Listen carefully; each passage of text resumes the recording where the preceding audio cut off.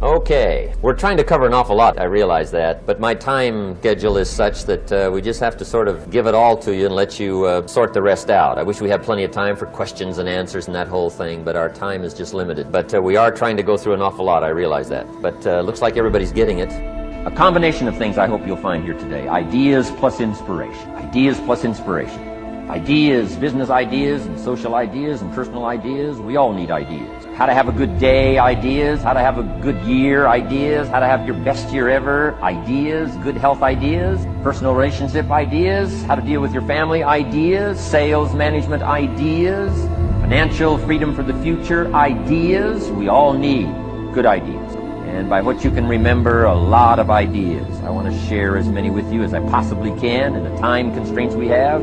Today is going to go very rapidly. I used to think a day like this was a long day. Found out it's a pretty short day. But I'm going to go as fast as I can, share with you as many ideas as I possibly can. One of the things I have realized, and many of us have, that if you want something out of life, if you want to change yourself, if you want to acquire something, if there's some goal that you want to reach, that it's really not easy as some people will make us feel. That living your dream, changing your behaviors, overcoming negative habits, it's challenging, it's hard. That living alone is just very difficult. And once we begin to come to grips with the fact that living is difficult, overcoming the negative conversation, that inner dialogue is going on all the time, even when you don't want it to be there. You can't stop yourself right now from thinking. You can't do it. It's going on. And so learning how to empower yourself, part of doing that is standing up to yourself. Wherever you are, whatever you're doing, do it with everything that you have. Develop the habit of giving more than what you're paid for. Develop the habit of setting standards that others will be measured by. Someone said, do not go where the path may lead, but go where there's no path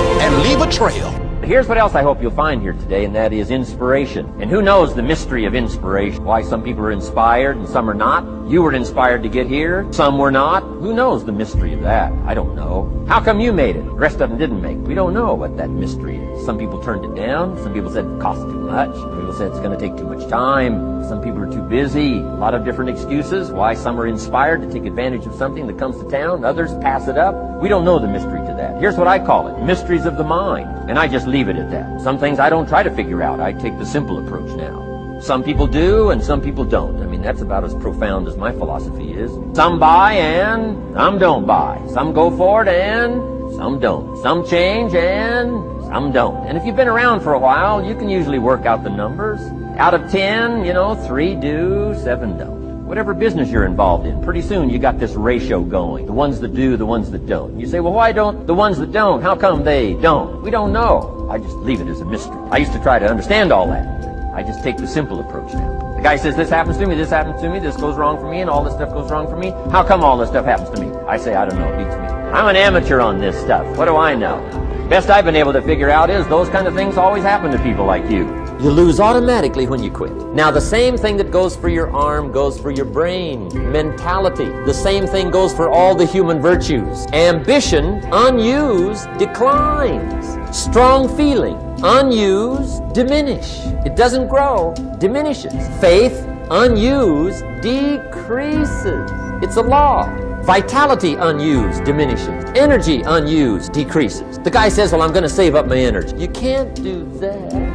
But if you can begin to harness yourself and say that where I am, I'm going to do the best I can with what I got, because that is an expression of who I am. If you get into the habit of just being mediocre, it will become a part of your consciousness. If you get in the habit of giving less than what you have it within you to give, it will begin to reflect itself in your personality. It will begin to damage you psychologically. And you don't want to be a part of that kind of self-destructive behavior. Most of us don't use the stuff that we have brought into the universe. And we want to make a conscious, deliberate, determined effort to start living life with a sense of urgency and using what we've got, using ourselves up, sharing what we brought into the universe to share. Because if we don't, nobody else will. Stop wasting valuable time. We begin to live our lives as if each day were our last. Our lives will take on a whole new meaning.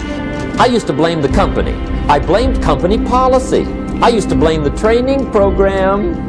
I blame my negative relatives. They were always putting me down. I blame my cynical neighbors. They're just selfish, looking out for themselves. I used to blame the economy. I blamed the community. That's a pretty good list for not doing well, isn't it? I thought it was good. I'll never forget one day. Mr. Schoaf was very kind, but he was also very blunt, and this was no exception. And I'm glad he was blunt. There's a lot of things I'd have missed if he hadn't have been blunt. One day, with sort of a curious look on his face, he said, "Jim, just out of curiosity, tell me, how come you haven't done well up until now?" Excellent question. And Schoaf taught me the major problem is lack of an idea, not a problem. At first I didn't have any money. I said to Mr. Schoaf, "I don't have any money." He said, "That's not a problem." Now see, up until then I always thought it was. He said, no, the problem is lack of an idea on how to create money and wealth. It isn't lack of money, it's lack of ideas. So if you get the ideas, see, you can change anything. Now to get ideas, you need a constant study of finding out. When you find out something that works, put the information in your journal. Don't use your head for a filing cabinet. Put it in your journal so that you can do the next best thing. Repetition, repetition, repetition. Go over it. And if you repeat it, go over it, sure enough, someday, some mysterious day, the idea takes root, starts to grow, and shows up in your bank account, and your dress, and your personality, and your lifestyle. Great word. Study. Find out how things work.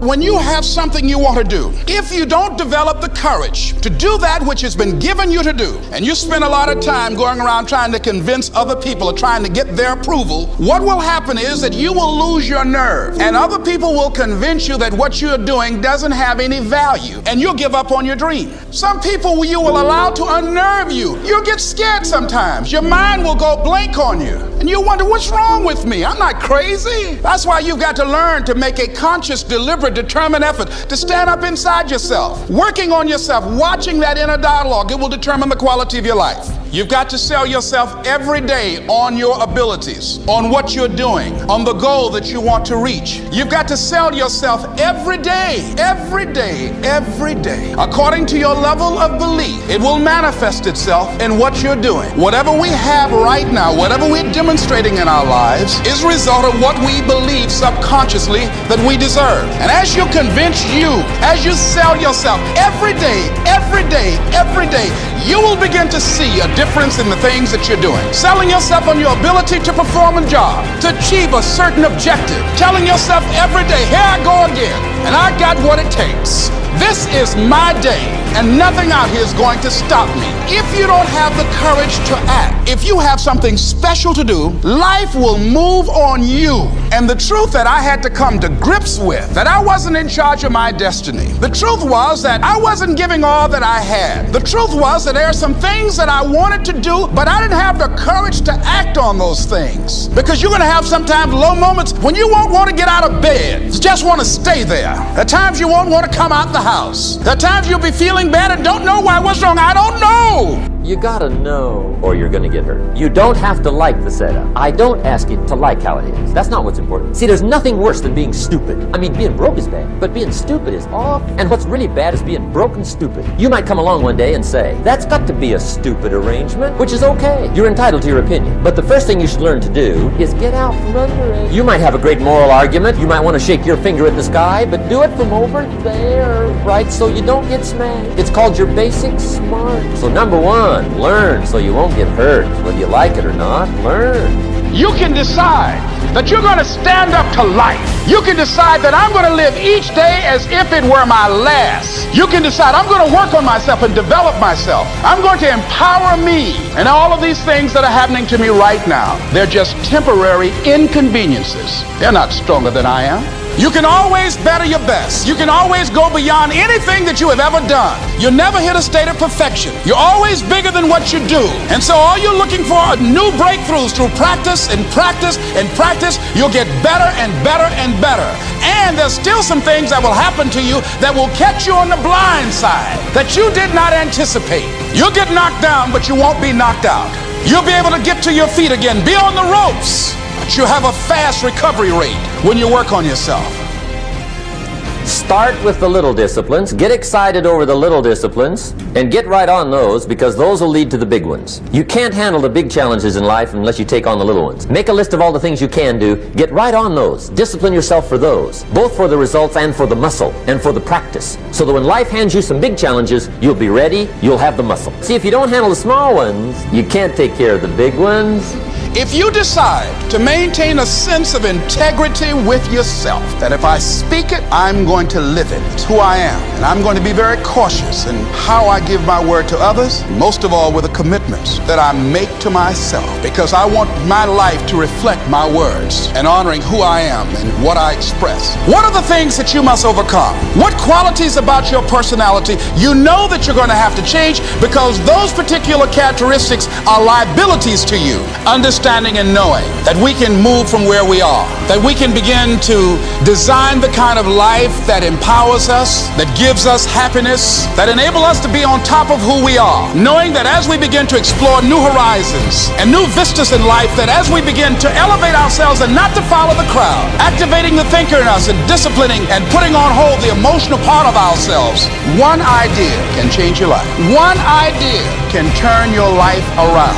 Deciding that you're going to focus to develop your skills, learning how to concentrate, learning how to focus in, and you'll be surprised of the things that you're able to do. When you learn how to block things out, when you learn how to keep thine eyes single, you'll be surprised of the ideas that will come to you, of the people that you'll be able to attract, of the opportunities that you'll be able to see. You'll begin to see things that have been standing there looking you in the face, say, I can't believe this has been here all this time. This is leveling with you now, as we promised to do. And here's part of the whole truth of the law of sowing and reaping. You could lose. There are times when you just lose, no matter what you do. It's that kind of planet. You reap what you sow, yes, but what does that mean? The farmer plants his crop in the spring, takes care of it all summer, loves his family, works 10, 12 hours a day, 6, 7 days a week, is an honorable man. He's got a beautiful crop, and he deserves every bit of it. But the day before he sends the combines into the field, a storm comes along and beats it all in the ground, which means you lose. Somebody says, well, what did he do wrong? Answer,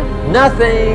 It's just that kind of planet. Sometimes it's going to hail on your crop and rain on your parade. So you got to get ready for that, or you will be naive. That's just part of the life arrangement.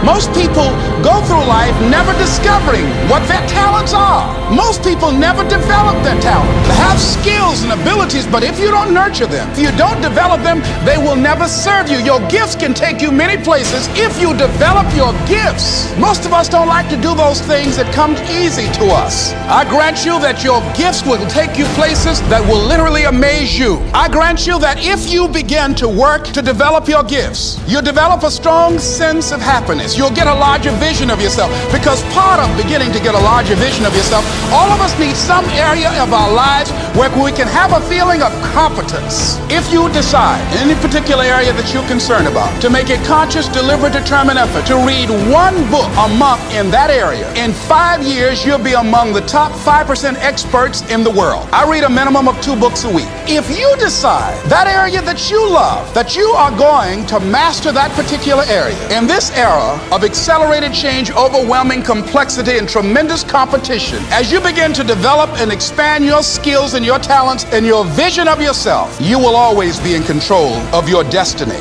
You've got to learn how to become resourceful. You've got to learn how to become creative. When crises strike in your life, and in the Chinese language, crises mean danger, but it also means opportunity. And this is an opportunity for you to grow. And you've got to be so relentless, regardless of what comes down the pipe, that you're always looking for a way to get over, always looking for a way that you can break through, always looking for a way that you can win, always looking for a way that you can strike a telling blow. Alexander Graham Bell said, what this power is, I cannot say. All I know is that it exists, and it becomes available only when a man is in that state of mind in which he knows exactly what he wants and is fully determined not to quit until they find it. Don't get caught up in, well, I've tried it 4 or 5 times and things didn't work out. If there's something that you want and you're hungry for it, you must do what is required. And don't give up on yourself. Don't throw the towel in so quickly. Many people give up on the 1-yard line.